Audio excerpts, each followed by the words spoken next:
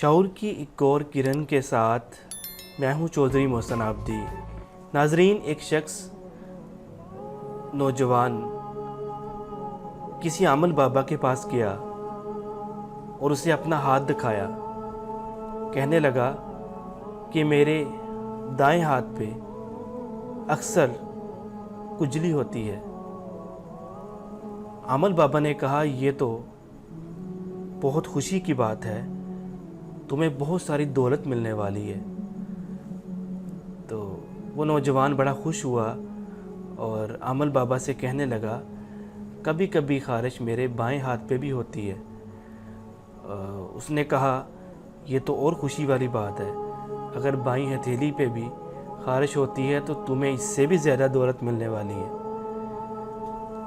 अक्सर औक़ात आमल बाबा और इस तरह के नजूमी लोग इसलिए आने वाले शख्स को खुशी की खबर देते हैं क्योंकि उनका कारोबार उनके साथ अटैच होता है और हमेशा खुशी के ज़रिए या बहुत डरा के वो लोगों से दौलत बटोरते हैं। और इसी तरह उस आमल बाबा को जब वो नौजवान ये कहने लगा कि तुम मेरे बाएं हाथ पे भी ख़ारिश होती है, तो उसने कहा, ये तो और खुशी की बात है।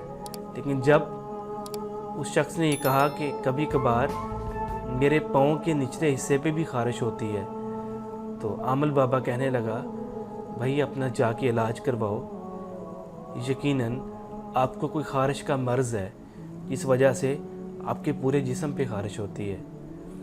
आज की गुफ्तगू करने का मकसद यही है कि स्पेशली वो अक़वाम, वो कौमें, वो लोग जिनका नज़रिया मेहनत की बजाय किस्मत पे ज़्यादा बिलीव करता है, जो हमेशा ज़िंदगी में शॉर्टकट की तलाश में होते हैं, वो लोग कभी भी मुस्तकिल कामयाबी हासिल नहीं कर पाते। अगर जुगाड़ लगा के आर्जी तौर पे वो किसी वक्त में मुख्तसर से टाइम में कामयाब हो भी जाएं, इनकी कामयाबी का असर लंबे अरसे तक और आने वाली नस्लों तक इसको वुसअत नहीं दी जा सकती। और ये कामयाबी सिर्फ़ और सिर्फ मेहनत से मुमकिन है। और आज हमारे मुआशरे में आमल बाबा और नजूमी लोग सिर्फ़ इसलिए ही ज़्यादा कामयाब हैं कि हम ज़हनी तौर पे बहुत सारे ऐसे मसाइल का शिकार हैं कि हम ये समझते हैं कि अगर हमारी दाईं आँख भड़क रही है तो इसका ये मतलब है, अगर बाईं आँख हिल रही है तो इसको इस नाम से मंसूब किया जाता है, अगर काली बिल्ली ने रास्ता काट लिया तो इसका ये मतलब है। यानी आम तौर पे हम अलादीन का चिराग या कोई ऐसी शॉर्टकट की तलाश में होते हैं जो हमें बग़ैर मेहनत के या मुख्तसर सी मेहनत के ज़्यादा दौलत और ज़्यादा कामयाबी दे दे।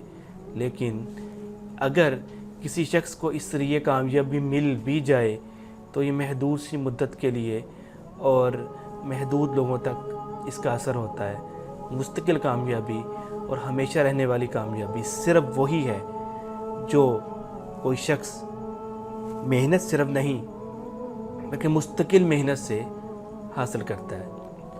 आज की शऊर की किरण में हम आपके साथ यही शेयर करना चाहते हैं कि स्पेशली नौजवानी के आलम में हमें शॉर्टकट की बजाय मेहनत पे बिलीव करना चाहिए।